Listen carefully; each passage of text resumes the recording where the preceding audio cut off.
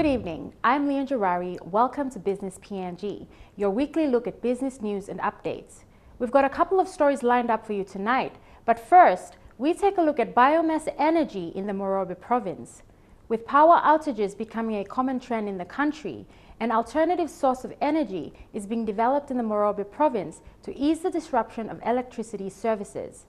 The biomass power generation project is a green source of energy that is being trialed and tested in the Markham Valley, expected to produce electricity in the next 3 years. This report from our Lay Bureau. This trial plantation in the Markham Valley represents the start of a future biomass power generation project. For this initial stage of the project, it's a process of trial and error. Several species of trees are being grown. PNG Biomass is currently conducting research to find out which tree species will be suitable for power generation when a substation is built and comes into operation in 3 years. What they're looking for are trees that are fast growing and will be big enough to be dried and burned as fuel. The aim is actually trying to supply about 450,000 tons of green biomass to a 30 megawatt power plant, and the power plant will be set up here in the Arab area, and it will supply into the Arab substation.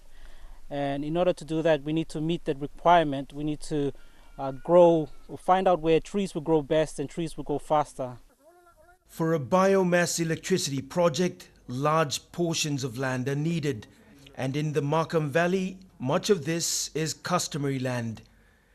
For PNG Biomass, relationships have become a crucial part of their future success. We have identified to date, through a mechanism of MOUs, 18,000 hectares of land potentially available for our plantation. The company has been talking with landowners. They've agreed on an arrangement where landowners grow trees on their land and are paid royalties and paid to maintain the plantations. Benefits to the landowners will be annual lease payments or rentals for the land itself, stumpage sharing and royalty at harvest time, and of course a whole lot of spin-offs, particularly local business development, because we will need contractors for site preparation, for planting, for maintenance.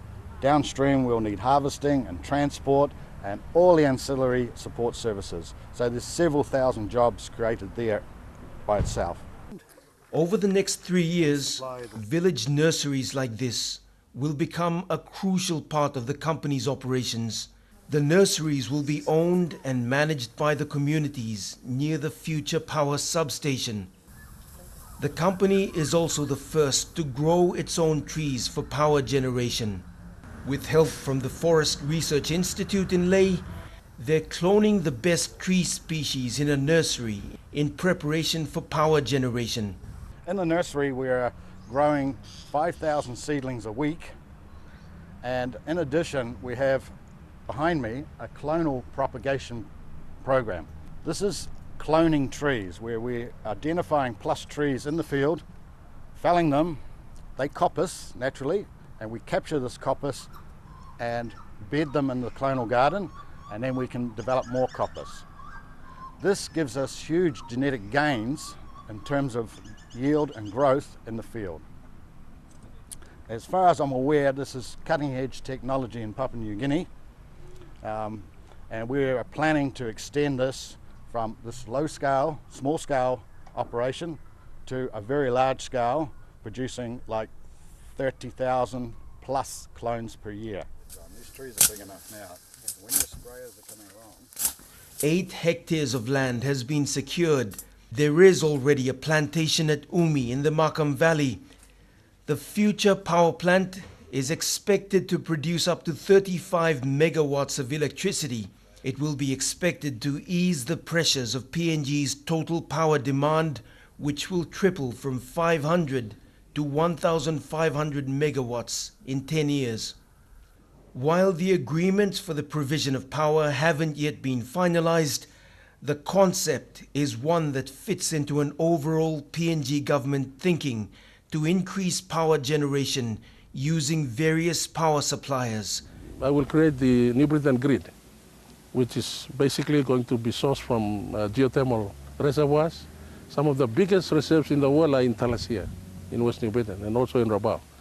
So there's another grid here which will be primarily powered by geothermal sources, will power East-West New Britain, undersea cables to New Ireland to Bougainville.